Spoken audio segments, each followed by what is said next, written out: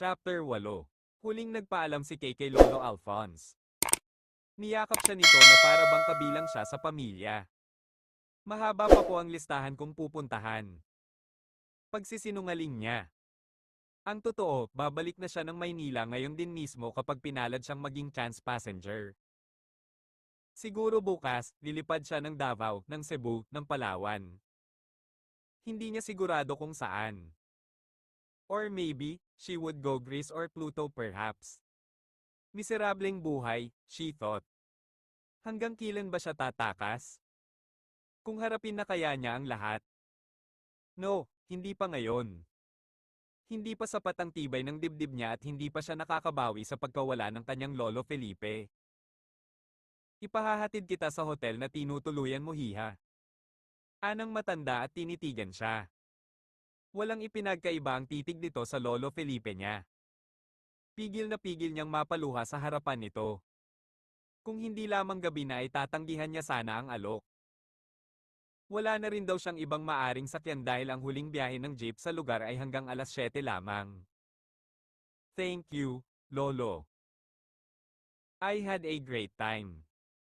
Nakangiting tugon niya.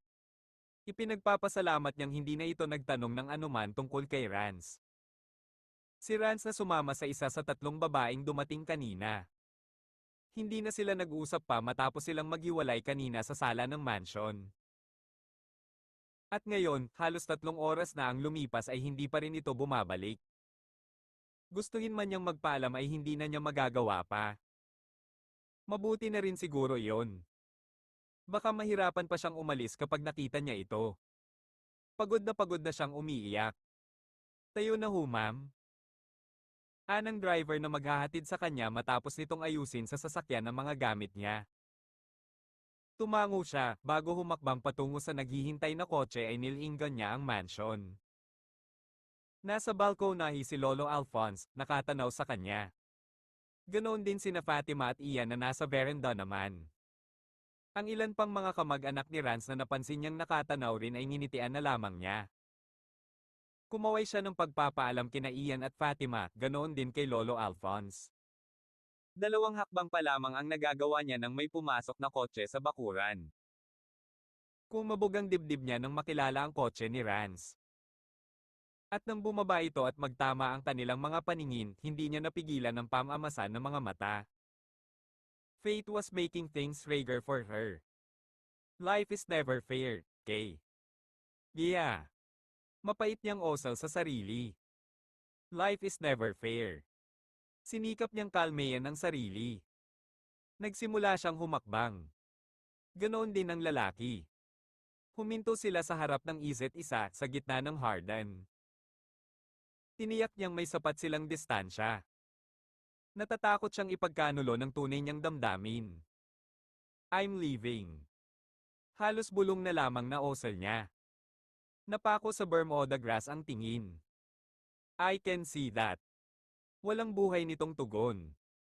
Katahimikan. Nag-iisip siya ng iba pang sasabihin. Thank you. For everything, Rance. Hindi ito kumibo. Nagdesisyon na siyang humakbang at lampasan ito pero nang tumapat siya rito, pinigil sa braso niya ang isang kamay nito. Yakap na siya nito nang sumunod na sandali. Ito na ang ikalawa at huling pagkakataong tatanawin kita palayo, Kay. Tila nahihirapang bulong nito. The next time I see you again, kahit patayin ako ay hindi na kita pakakawalan. Rance, namasa ang mga mata niya. Her chest tightened painfully. You have no idea how it kills me watching you live. He uttered, his voice almost broken. Nangilid na ang luha niya. Hindi niya napigilan ang paghikbi. Ang nais niya ng mga sandaling iyon ay manatiling nakakulong sa mga bisig nito ngunit hindi maari. Hindi niya rin kayang i-give up ang isla kung saan naroon ang magagandang alaala ng kanyang ina at abuelo. Memories were all she had now. Don't.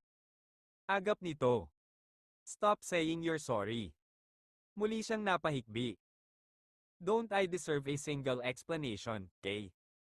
Dumistansya ito at tinitigan siya. Nararamdaman kong hindi mo ako gustong iwan. What's stopping you? Why? Ikakasal na ako, Rance. Pakiramdam ni Rance ay matalas na espada ang bumaon sa puso niya sa turan ni Kay. Huminto ng ilang segundo ang paghinga niya. Ang bigat sa dibdib niya na hindi man lang nabawasan sa ilang oras na lumipas mula nang mag-usap sila kanina ay natriple. Umurong siya ng isang hakbang at wala sa sariling pinakawalan ang dalaga. Tinutop naman ito ang bibig at tumakbo sa naghihintay na sasakyan. Hanggang nakalabas na sa gate ang sasakyan at nawala na ito sa paningin niya ay mistula pa rin siyang estatwa sa gitna ng hardin.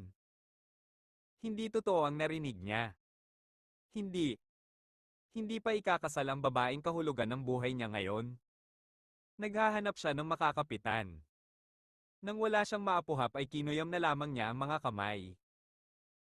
Ngayon niya naintindihan kung bakit ayaw magbigay ni Kay ng impormasyon tungkol sa sarili o sa pamilya. Wala itong balak maging bahagi ng buhay niya dahil matagal na pala itong pag-aari ng ibang lalaki. Mula sa simula pala ay main-time lover ang papel niya sa buhay ni Kay. Pansamantalang kasama habang hinihintay nito ang pizza ng kasal. Nagtagis ang mga ngipin niya, ang galit ay para sa sarili. Ang laki niyang tanga. Kung nitong mga nakalipas na mga araw ay walang gana si Ran sa mga activities, ngayong araw na ito na nasa beach sila ay wala siyang hinto sa pakikisaya sa mga kamag-anak. Nailabas na yata niya ang lahat ng pawis sa pakikipaglaro ng beach volleyball kanina. Hindi pa nakuntinto, nakipagkulitan siya sa mga pamangkin niya. Nakipaghabulan siya sa mga ito, nakisali sa paggawa ng mga kastilyong buhangin, hanggang ang karera ng mga bangka-bangka ang papel ay hindi rin niya pinalagpas. Hindi niya binigyan ng pagkakataon ng sarili niyang mapag-isa dahil alam niya kung ano ang mangyayari. He would go back to the same miserable feeling.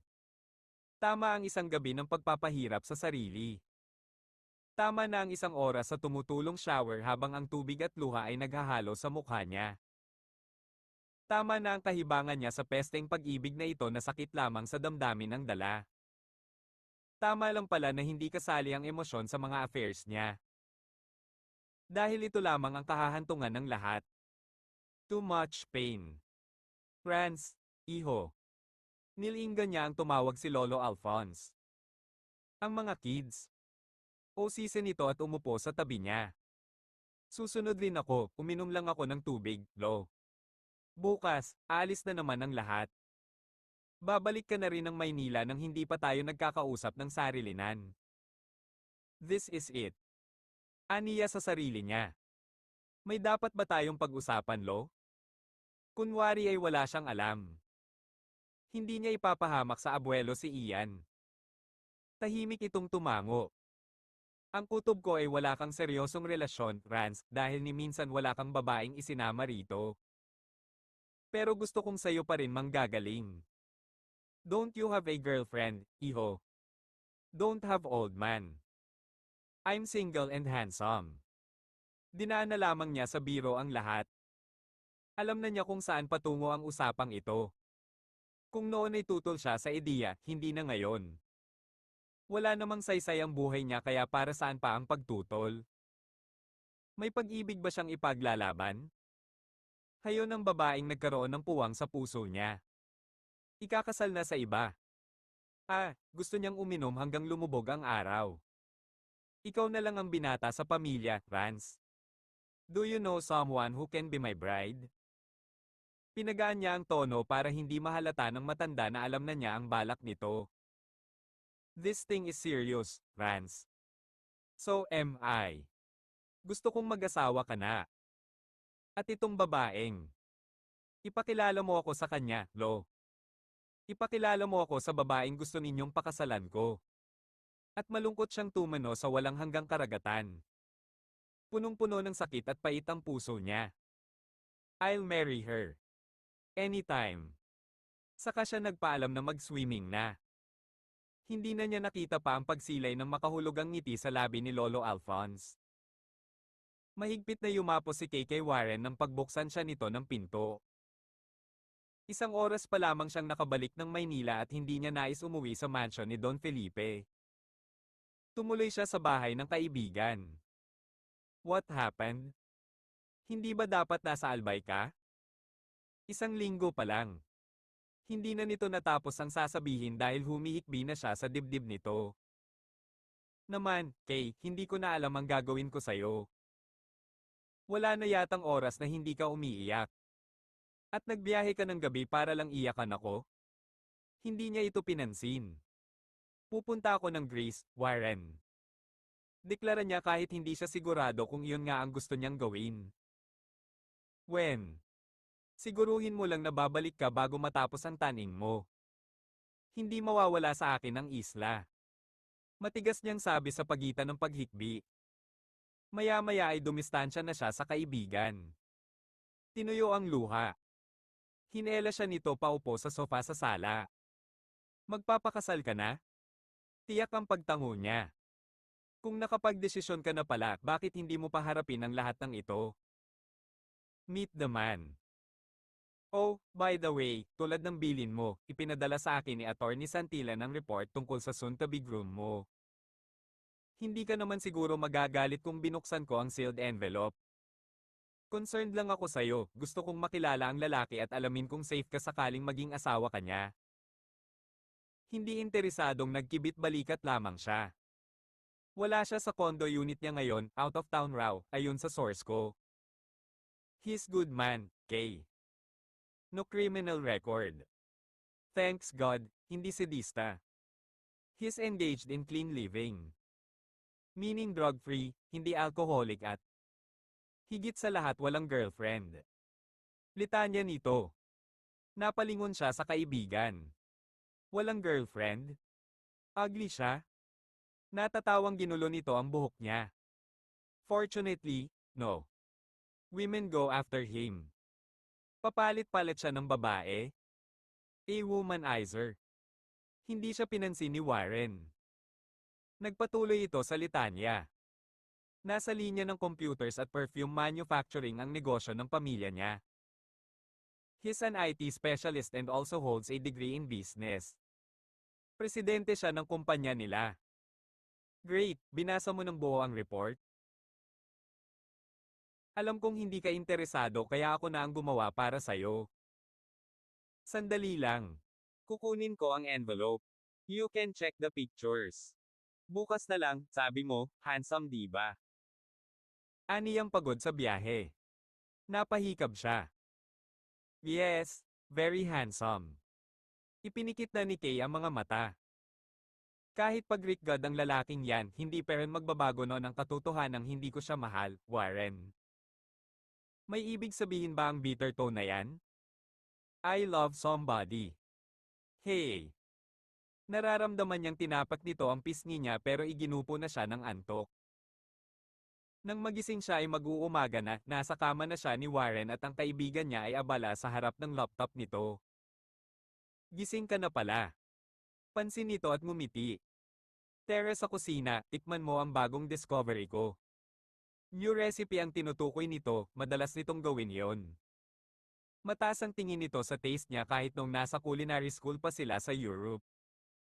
Gusto kong magkwento ka tungkol sa escape mo sa Bicol. Nagpaubaya siya sa paghila nito. Kailangan niya rin ng kaibigang mahihingahan. Nang miserable niyang pakiramdam.